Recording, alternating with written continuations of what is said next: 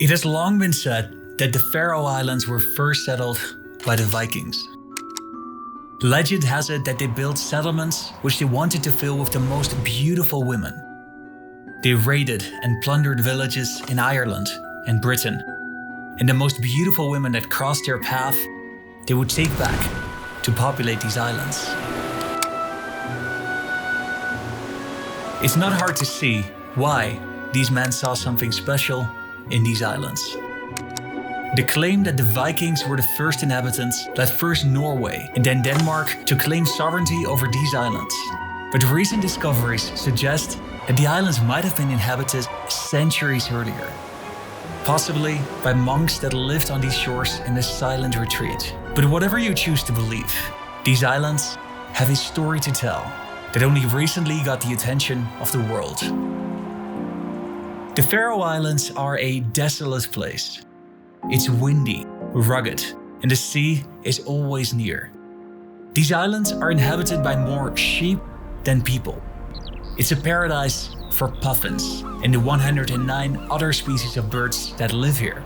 There are 18 main islands with a state-of-the-art infrastructure network that allows for a road trip. Connecting the people on the islands by road has been a top priority for its government. There are a little over 50,000 people that call these islands home. Almost 14 of these live in the capital city. The others live across the islands in the many smaller picturesque cities. About 80% of its population is connected by tunnels through mountains and between islands. The first of these tunnels were built in the 1960s, and they often took many years to construct. There's one in particular that constitutes as a real engineering masterpiece. This is the first tunnel with an underwater roundabout. Oh, look at that. Its construction started in 2016 and it was finished in 2020. It has since then become somewhat of a YouTube phenomenon. This impressive network of roads, tunnels and bridges allows people to drive to the most inhabited islands north of the capital. Now, the government has approved plans to build 2 new tunnels connecting the islands to the south. The climate on these islands can vary greatly on where you are, but they are windy, cloudy, and cool. On average, it rains or snows 2 out of every 3 days. But by traveling small distances, you can find yourself in completely different climates. Its rugged topography causes great regional differences. In some sheltered coastal locations, many years can pass without a flake of snow. But in general, the climate is relatively mild. The temperature is moderated by the Gulf Stream that brings warm water from the Gulf of Mexico. This, in combination with its remoteness from any landmass, makes these Nordic islands relatively warm. When we look a little bit closer, especially at the political fabric of the nation, some peculiar contradictions begin to appear. The islands are an autonomous region within the Kingdom of Denmark. In some ways, they feel like Scandinavia. They are one of the leading nations in producing sustainable energy. 50% of the nation's energy comes from renewable resources. Their goal is to source all their energy from renewables by 2030. They have an incredible network of public transportation, and all buses in the capital city are for free. Nearly everybody has wireless internet in their home, even in the most remote places. There are no prisons. And the phone number of the Prime Minister you can simply look up in the phone book. The islands are part of the Danish crown, and a small percentage of their GDP comes directly from their financial support, but they enjoy far-reaching autonomy. When Denmark joined the European Union, the Faroe Islands strictly opposed. Right now, if someone from Denmark would move to the Faroes, that person would lose his EU citizenship, while this would not happen if somebody from any other EU country would move here. The islands do have many trade agreements, which give them many of the benefits of being an EU member, but the reason why they strictly oppose joining the Union has to do with fish. Fish accounts for 90% of the export of the Faroe Islands.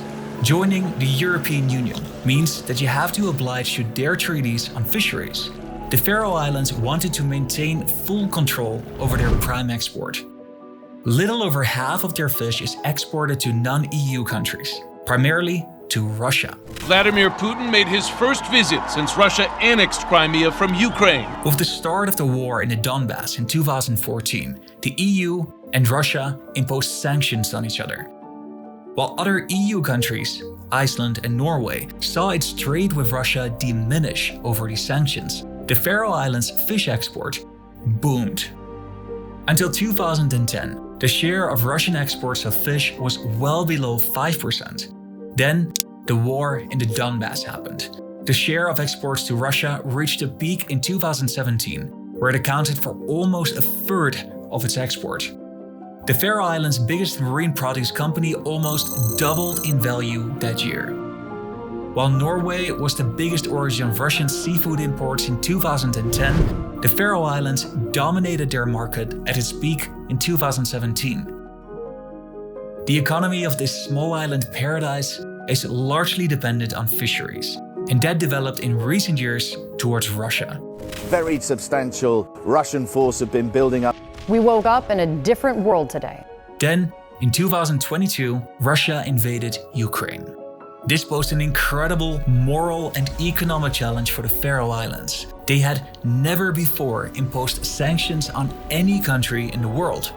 2 months after the invasion, the Faroe Islands approved legislation to allow sanctions on Russia, but this excluded anything that could harm their fisheries.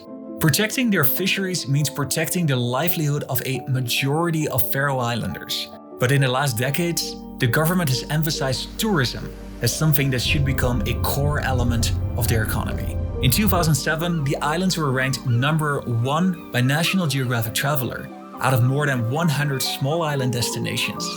The government has since then reorganized its tourist board and increased its funding to further market the Faroe Islands as a top tourist destination.